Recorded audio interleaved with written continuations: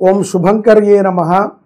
నిఖిల శ్రేయోదాయని సర్వకార్య సిద్ధిప్రద పరబ్రహ్మస్వరూపిణి శుభంకరీ నమోస్తుతే. వక్రతుండ మహాకాయ సూర్యకోటి సమప్రభ నిర్విఘ్నం కురుమే దేవ సర్వకార్యేషు సర్వదా. గురుబ్రహ్మా గురుర్విష్ణు గురుర్దేవో మహేశ్వరః గురు సాక్షాత్ పరబ్రహ్మ తస్మై శ్రీ గురవే నమః. అస్మత్ శ్రీ గురు చరణారవిందాభ్యాం నమః. శ్రీ శ్రీ శ్రీ గణపతి సచ్చిదానంద సద్గురుభ్యో నమో నమః. మిథున రాశి జాతకులు ప్రయాణాల మీద ఎక్కువగా మక్కువ చూపుతారు. గ్రహస్థితి ప్రభావం చేత ఎక్కడికో వెళ్ళాలి, ఏదో తిరగాలి అనేటువంటి ఒక ఆలోచనలో ఉంటారు. ఇది దైవపరంగానైనా ఉండొచ్చు, కుటుంబ పరంగా అయినా ఉండొచ్చు, ఏదో హాలిడే పరంగా అయినా అయి ఉండొచ్చు. ఏదైనప్పటికీ తిరగాలి, కొంత విశ్రాంతి కావాలి. విశ్రాంతిపరమైనటువంటి తిరుగుల మీద ప్రధానముగా ధనం బాగా ఖర్చు అవుతుంది. కాబట్టి అవసరం ఉంటేనే తిరగండి. కాలము వర్షాకాలము కాబట్టి జాగ్రత్తగా ఉండాలి. ఎక్కడ పడితే అక్కడ తిరిగి ఏది పడితే అది తిని అనవసరమైనటువంటి రోగాలని తెచ్చుకోవచ్చు. అలాగే వ్యాపారస్తులు న్యాయ వ్యవస్థతో కొంత పోరాడాల్సి వస్తుంది. ఇప్పుడు తెగిపోయినటువంటి ఒక సమస్య మళ్ళీ ఇప్పుడు లింకును పుదుచుకునేటువంటి అవకాశం కూడా ఉంది.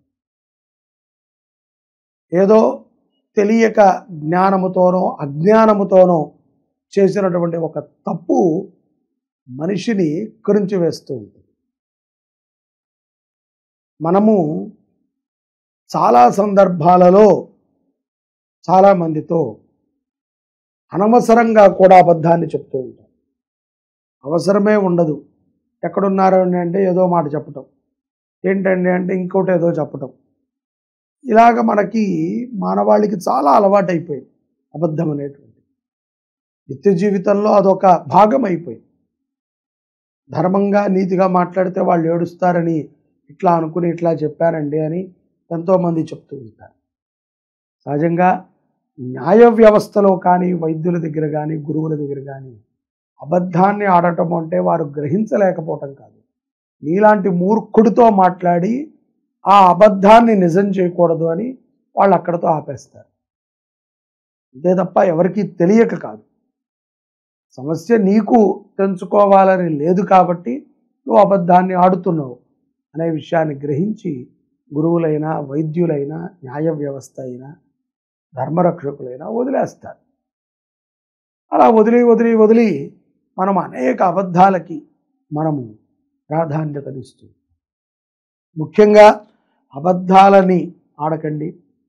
అబద్ధాలని చెప్పకుండా ఉంటే కనుక జీవితంలో ఎన్నో రకములైనటువంటి లబ్ధులని మీరు పొందగలుగుతారు. పుణ్యక్షేత్రాలను దర్శించేటువంటి సందర్భంలో విశేషమైనటువంటి అనుగ్రహాలను పొందుతారు. పెద్ద పెద్ద క్యూ లైన్లు ఉన్నప్పటికీ, ఎంతో రద్దీ ఉన్నప్పటికీ భగవంతుడి యొక్క దర్శనం సులభంగా అవుతుంది మిథున రాశి వారికి. అదేంటండి ఇందాకేమో అబద్ధాలు కోరి అన్నారు, ఇప్పుడేమో మళ్ళీ ఇట్లా అంటున్నారు అని మీరు అనుకోవచ్చు. భగవంతుడు మనకి దర్శనం ఇచ్చినంత మాత్రాన మనకు అన్నీ కలిసి వస్తాయి అనుకుంటాం. మన మూర్ఖత్వం. భగవంతుడు దర్శనం ఇచ్చినా ఇవ్వకపోయినా కలిసి రావటం అదృష్టం.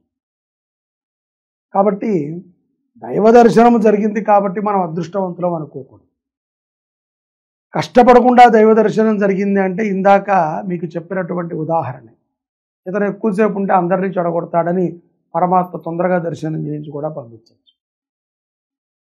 కాబట్టి ఏదైనా మనం తీసుకునే దాంట్లో ఉంటుంది. ముఖ్యంగా భక్తితో ఉండటం అనేటువంటిది మిథున రాశి వారికి చాలా ప్రాధాన్యత. తల్లిదండ్రుల యందు అగౌరవంగా ఉండకండి, బాధ్యతగా ఉండండి. మన తల్లిదండ్రులు అంటే ఒకటిను, మన యొక్క భార్య తల్లిదండ్రులు అంటే ఒకటి అనే భావన కాదు. తల్లిదండ్రులు ఎక్కడైనా తల్లిదండ్రులే. జగతఃపితరో వందే పార్వతీ పరమేశ్వరు. జగత్తుకి అమ్మాని నేను పిలిచినా, అమ్మాని మీరు పిలిచినా అమ్మ అమ్మ. కాబట్టి ఆ భావనతో వారి మీద జాలితోనో కరుణతోనో ఉండకండి, బాధ్యతగా ఉండండి. వాళ్ళ మీద జాలి చూపించండి అని నేను అనట్లా. వాళ్ళనే మీరు సరిగ్గా చూసుకొని వాళ్ళు మిమ్మల్ని మీరు ఏం చూసుకుంటారు, మీ పిల్లల్ని ఏం చూస్తారు. కాబట్టి బాధ్యతగా ఉండటం చాలా ముఖ్యం. పుణ్యక్షేత్రాల నుంచి ఎంతో మంచి విషయాలను సంగ్రహిస్తారు, వాటిని జీవితంలో అవలంబన చేయండి. అలాగే దాన ధర్మాల విషయాలలో కూడా కొంత ఆలోచనలు చేసి సక్రమమైనటువంటి దాన ధర్మాలను చేస్తారు. అన్నదానము చేయటంలో మిథున రాశి జాతకులు ఆగస్టు మాసంలో ముందంచెలో ఉంటారనటంలో ఎటువంటి అతిశక్తి. ఈ యొక్క ఫ్లక్చువేషన్ మైండ్స్ ఉంటాయి. ఇప్పుడు నేను చెప్పినటువంటి కొన్ని విషయాల యందు ఫ్లక్చువేషన్ మైండ్స్తో మిథున రాశి జాతకులు ఉంటారు. అలాగే విద్యార్థులు కూడా మంచి స్నేహితులను పెట్టుకోండి. మంచిగా మిమ్మల్ని చదువుకుంటానికి పెట్టారు కాబట్టి మంచిగా చదవండి. మిగతా విషయాలన్నీ వద్దు మనకి. చదువుకోవటం, తల్లిదండ్రులకి ఏం జరిగినా చెప్పటము, వారి యొక్క నిర్ణయాల మీదుగా సాగటము మంచిది. సొంత నిర్ణయాలతో అభివృద్ధి చెందే అంత మేధశక్తి మనకి లేదు. చాలామంది అనుకుంటారు, బీటెక్ చదువుతున్నాం కదా, మా అమ్మకేం తెలుసులేండి, మా నాన్నకేం తెలుసు మా కష్టాలు, అప్పట్లో చదువులాగా అనుకుంటున్నాడు అని. చదువు ఎప్పటికీ చదువే. అది ఇప్పటి చదువు అప్పటి చదువు అని ఏమి ఉండదు. అప్పటి చదువే స్ట్రాంగ్, ఇప్పటి చదువు మరీ వీక్. కాబట్టి చదువుకునేటువంటి పిల్లలు మీ యొక్క విద్యాభ్యాసం మీద పెట్టండి. ఏ బాధ్యత లేదు మీకు ఇంకా వెనకాల, చదువు తప్ప.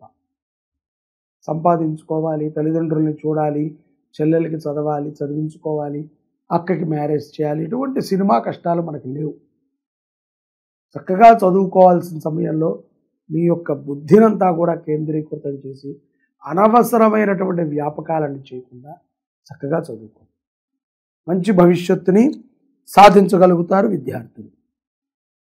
నదీ స్నానములు చేయటం అనేటువంటిది చాలా విశేషము మిథున రాశి జాతకులకి.